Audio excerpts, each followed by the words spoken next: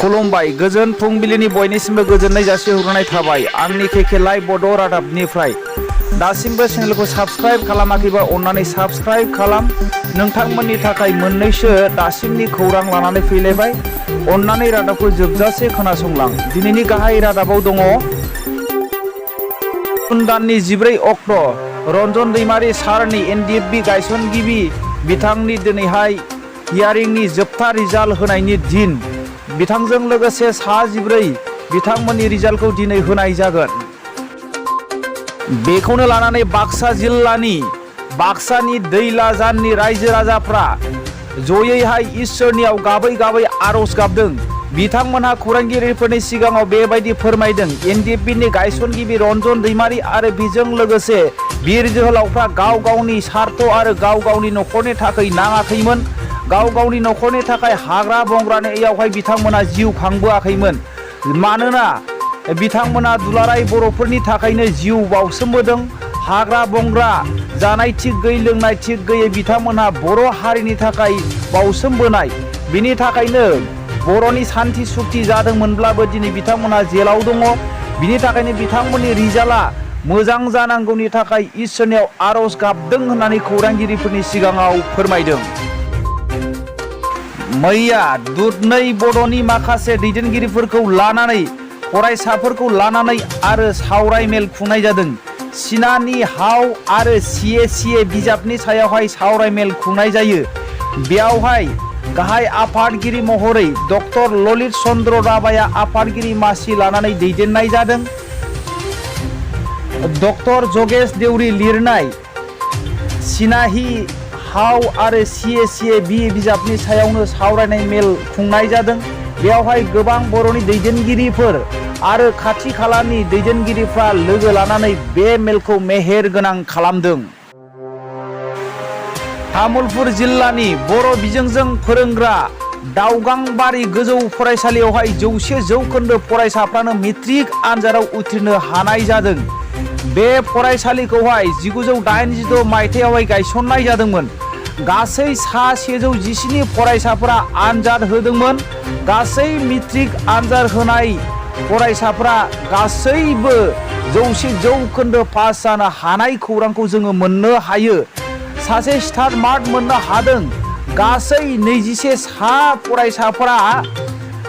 First division जानो हादों आरो 85 फरायसाफ्रा सेकेन्ड डिभिजन आरो 11 सा फरायसाफ्रा थार्ड डिभिजनाव पास जानानै फरायसालिनि मुं आरो ओनसोलनि आरो बर' बिजोंजों सोलोंथाइनि मोनसे गोजों खौरां महरै लाखिनो हानाय जादों मोनसे दुखुनांथाव खौरां जोंनि भारताव जल जीवन मिशन मोनसे बिफान दङ भारत सोरखारनिफ्राय नाथाय दिनैसिमबो दिल्लीनि 25 किल'मिटार गोजानाव थानाय लादाख ओनसोला दिनैसिमबो दै मोनलोंनो हायाखै बिनि थाखायनो लादाखनि सुबुंफोरा सरखारनिसिम गोख्रैयै गासै खामानिफोरखौ मावफुंनानै होनो थाखाय खावलायहरदों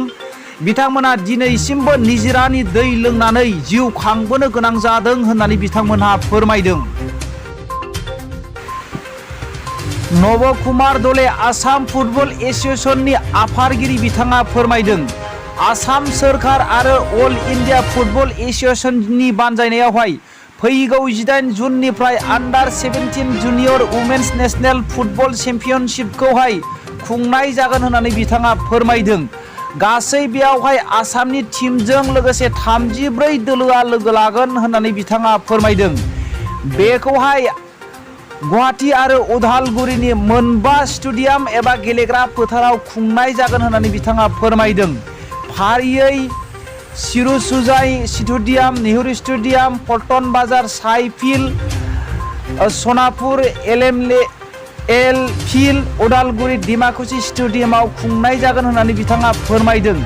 आसामनि टीमफोरखौ गेलेगिरिफोरखौहाय प्रेक्टिस आरो सायख'नाय हाबाफारिखौ उदालगुरिनि डिमाकुसियावहाय लागासिनो दङ होननानै जोङो खौराङाव मिथिनो मोननाय जादों बिरेन बर' एक्स एनडिएफबिनि थाखाय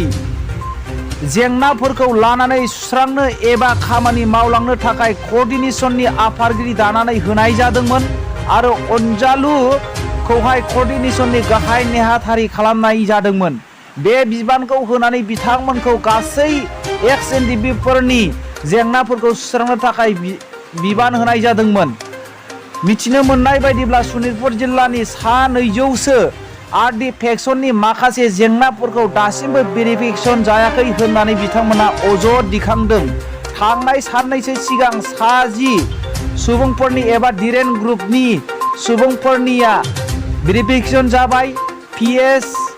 ग्रुपनियाबो जाबाय होननानै बिथांमोना फोरमायदों। नाथाय रनजन दैमारि ग्रुपनिया मा जाहोननि थाखाय जायाखै होननानै बिथांमोना फिननाय लुबैदों। जुदि फैगौ जुलाइ दानसिमाव जायाब्ला धीरेन बर' आरो अनजालुनि न'आव थांनानै धरना होनाय जागोन होननानै बिथांमोना खुद्रिसारदों। बारग' बिटिसिनि चिफ हाग्रामा महिलारिनि मुङावहाय केलेंकारि एबा जाख्ल'नायनि मुङावहाय 24,250 कौटि रां जाख्ल'नायनि थाखाय असमिया पेपारावहाय ओंखारदों। बियो मोनसे जोंनि बिटिआर ओनसोलनि थाखाय मोनसे दुखुनांथाव बाथ्रा। बेजों लोगोसे दिनैनि रादाबा एसेनोसै। रादाबखौ जोबनायसिम खोनासंनायनि थाखाय बयनिसिमबो रोजा रोजा साबायखर थाबाय। जै बर' हारिनि